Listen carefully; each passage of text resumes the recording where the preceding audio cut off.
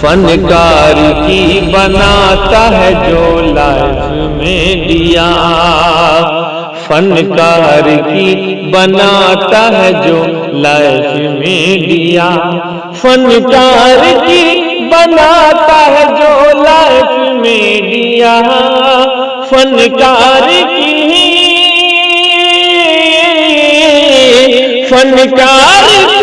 بناتا ہے جو لائف میں دیا۔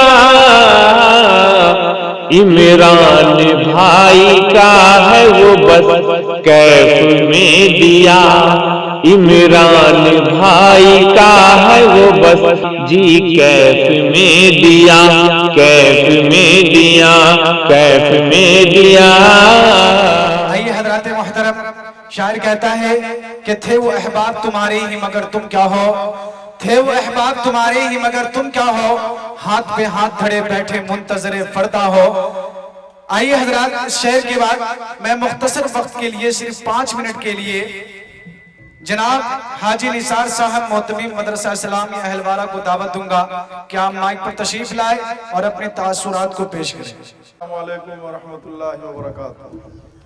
بسم اللہ الرحمن الرحیم، الحمدللہ رب العالمین والصلاة والسلام علی سید الانبیاء والمرسلین وعلی آلہ واصحابہ اجمعین، اما بعد۔ قال النبی صلی اللہ علیہ وسلم کن عالما او متعلما الی آخر الروایہ، او کما قال علیہ السلام۔ حضرات علماء کرام، دینی بھائیوں، آپ کے علاقے کے نہیں ہندوستان بھر کے چہیتے مقرر جناب حضرت مفتی وسیع احمد صاحب قاسمی تشریف فرما ہے، اور آپ لوگوں کی چاہت بھی ہے کہ وہ تشریف لائیں، ان کی قیمتی باتوں سے آپ لوگ مستفید ہوں۔ بیچ میں ان کے اور میرے حائل مجھے دیوار کی طرح حائل دے کر دیا ہے۔ میرے محترم بزرگوں اور دوستوں، میں اسی علاقے میں ہوں، اور جب آپ چاہتے ہیں میں آ جاتا ہوں، اسی علاقے میں رہتا ہوں۔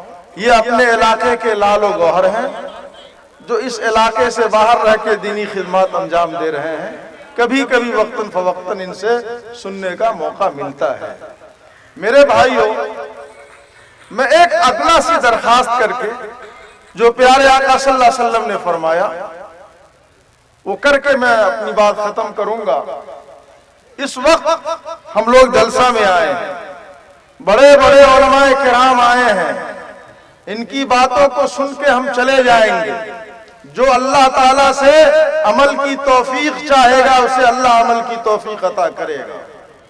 جلسہ جلوس چند گھنٹوں کا ہوا کرتا ہے، لیکن میرے محترم بزرگوں اور دوستوں، مجھے کرنا کیا ہے اس کے بعد، اور کس سے وابستہ رہنا ہے، اور کس سے اپنے تعلقات کو مضبوط کر کے رکھنا ہے، میں وہی گزارش کرنے کے لیے آپ کے بیچ میں آیا ہوں۔ اللہ کے نبی صلی اللہ علیہ وسلم نے فرمایا کہ اے لوگوں، سکھلانے والے بن جاؤ۔ سکھلانا اللہ کی نگاہ میں بڑا عمل ہے۔ او متعلمن، یا سیکھنے والے بن جاؤ۔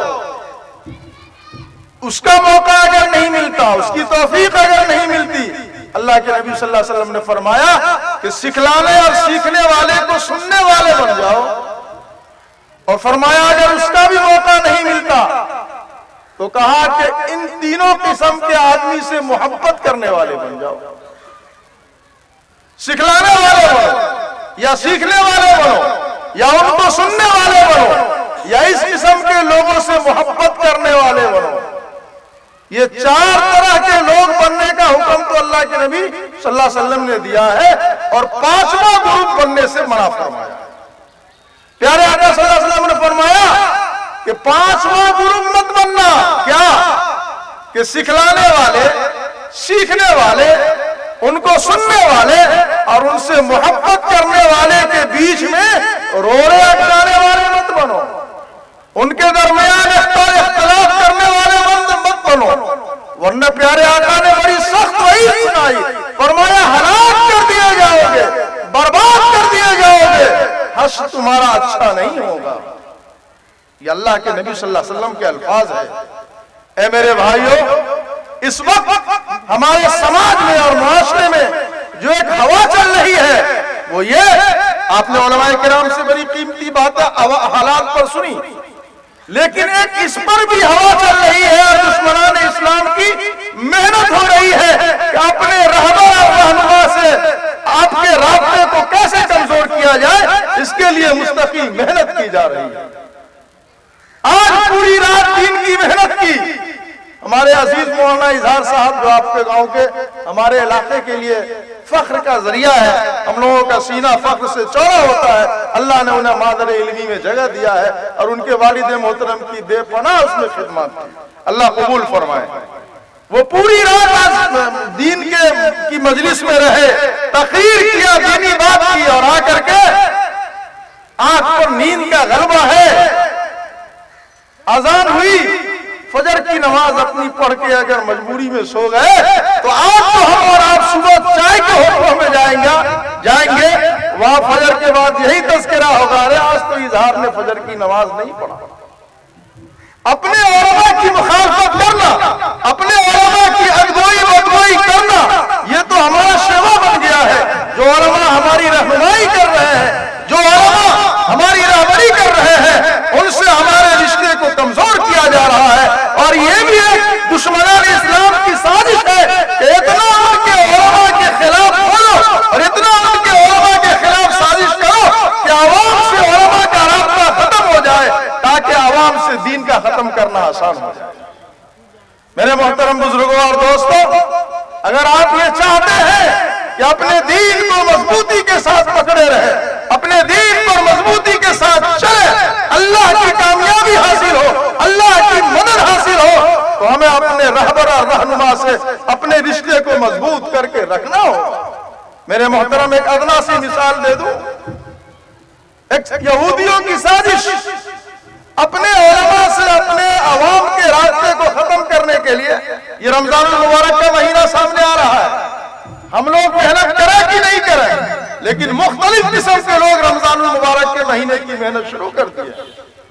بڑے بڑے جبہ کبہ والے علماء کی شکل کے لوگ تیار کیے جاتے ہیں اور مخصوص مقامات پر بھیجے جاتے ہیں، لال قلعہ، جامع مسجد، قطب مینار، تاج محل جیسی جگہوں پہ بھیجا جاتا ہے ان ٹیم کو، کاہے کے لیے کہ رمضان المبارک کے اندر لمبی داڑھی رکھے ہوئے ہیں، جبہ پہنے ہوئے ہیں، ایک مولوی سے جیسے علامہ جیسی شکل لگتی ہے، اور جہاں عوام کی زیادہ بھیڑ رہے گی وہاں پر وہ لوگ جائیں گے اور رمضان کے مہینے میں دن میں سگریٹ پیئیں گے، پانی پیئیں گے، پیپسی پیئیں گے۔ کیوں؟